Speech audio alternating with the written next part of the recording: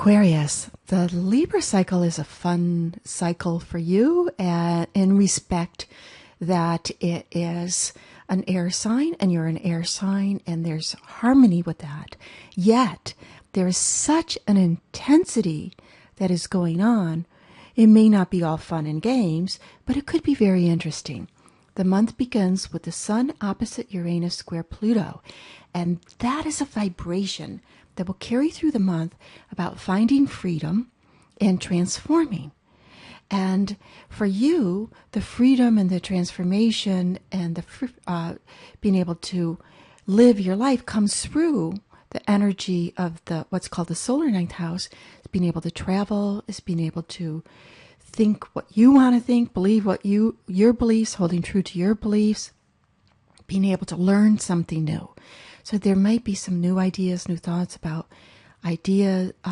learning something that you want to learn and going to a different place that is different and adventurous.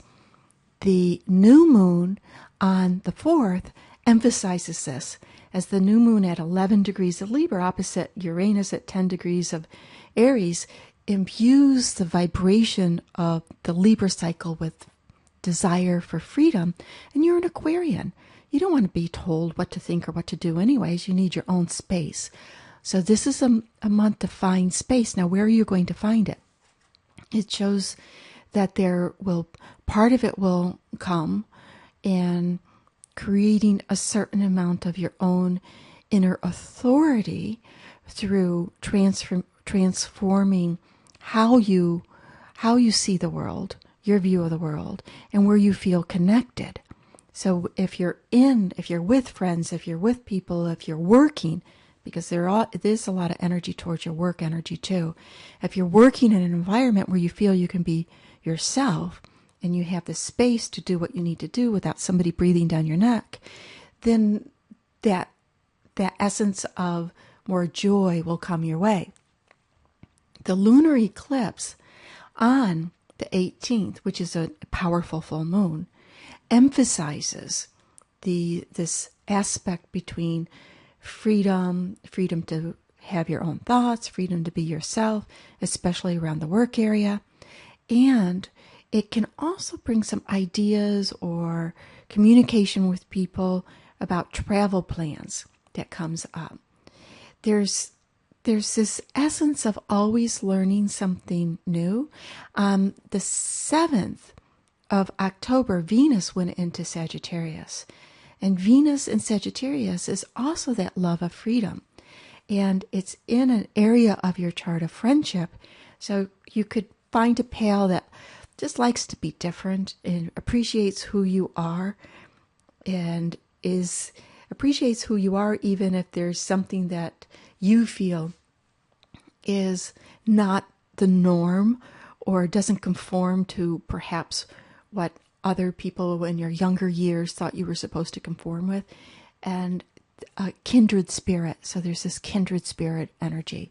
It also can represent that you meet somebody who first starts out as a friend and moves more towards the romantic realm, where there's this vibration between the two of you. Are we friends? Are we attached to anybody else? Does that mean, where do we want to take our friendship? Mercury goes retrograde on the 21st. Rethink your career, rethink your life. Think of your career, what you're doing out in the world is the canvas for your life, how you're seen in the world. So it's not necessarily about your job, even though it could be, but it also could be other things that you're involved with out in the world. And so this rethinking of what's working for me, what's not working for me, will be emphasized even stronger when the sun goes into Scorpio on the 23rd. And as you see, there's plenty of planets here. There's the sun, there's the North Node, there's Saturn, there's Mercury, all in a sector, an angle to your Aquarian sun that is having this vibration around, what am I doing with my life? What am I doing? How do I want to be able to look back at my life and say, I've lived a life according to my rules, according to what was right for me. So the Mercury rethinking it and the Sun going into it, it will continue in November, but this is the precursor for it. The month ends with Pluto-Uranus square. It's exact on November 1st, but the tension started and has been building the whole month of the Libra cycle, the whole month of October. And it's a world transit meaning it impacts the world. And it, in a nutshell, Pluto square Uranus is a revolution. And you can see revolutionary energies in the Middle East and other places. But personally for you, where's your personal revolution? You know, how is it personally going to impact you? And it's through communication. It's through sharing your ideas with others. And it's also through the willingness to keep learning, keep up with things. And it's not like going out, getting another degree or anything like that. It's the little things in life. You know, how do I work my gadget? How do I work this new software program? What are the little things that to keep up with life that make life easier when you know and you can show somebody else how to do that?